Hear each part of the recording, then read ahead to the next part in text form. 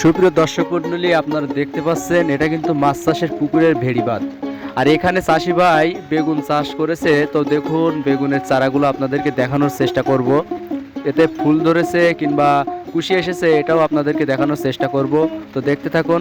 দেখছেন একটি ছোট্ট গাছে ছোট একটি বেগুন ধরেছে, পাশাপাশি গাছের পাতাও কিন্তু কিছুটা পোকায় আক্রমণ করেছে। তো নিচের অংশে দেখুন কি পরিমাণ সাদা সাদা এক ধরনের কুড়ার মতো এক ধরনের আবরণ দেখা যাচ্ছে। এটা কি ধরনের পোকা, এটা কোন ধরনের ওষুধ ব্যবহার করলে পোকাটা চলে যাবে আর প্রচুর পরিমাণ গাছে ফল ধরবে।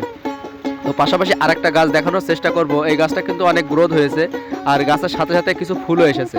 তো আপনারা লক্ষ্য করেন গাছে ফুল আসার পাশাপাশি কিছু কিছু ফুল আপনাদেরকে দেখানোর চেষ্টা করি। কিছু ফুলে আপনারা দেখবেন একটি পাপড়ি পোকায় ধরেছে আর একটি ফুলের পাপড়ি কিছুটা শুকিয়ে নিচের দিকে দুমড়ে গেছে আর কি। এমনভাবে যদি ফুলের আবরণ সমস্যা হয় তো দেখবেন এই গাছে ফলন ধরবে না। আপনারা কিছুক্ষণ আগে দেখলেন ছোট্ট একটি গাছে বেগুন ধরেছে আর এত বড় একটি গাছে কিন্তু বেগুন হয়নি। এর কারণটা হলো এই প্রথম যেটা বলেছি। তো আপনারা বেশি বেশি সুন্দরভাবে যত্ন সহকারে যদি চাষ করেন তো বেগুন বলেন, পটল বলেন, আরও যে কোনো ফসল বলেন অবশ্যই ভালো হবে। তো আপনারা ভালোভাবে সব কিছু নির্দেশিকা মেনে যদি চাষ করেন তো অবশ্যই চাষে সফলতা আসবে, এরা সবাই জানি। তো আপনারা লক্ষ্য করেন, আপনাদেরকে আরও কিছু গাছ দেখাবো। পাশাপাশি যে আরেকটা গাছ আছে ছোট, এই গাছটা কিন্তু ওর থেকে তুলনায় অনেক ছোট। তো এই গাছটা অনেক বেগুন ধরেছে, সাথে পাশাপাশি অনেকগুলো ফুলও ধরেছে। তো আপনাদেরকে দেখানোর চেষ্টা করব।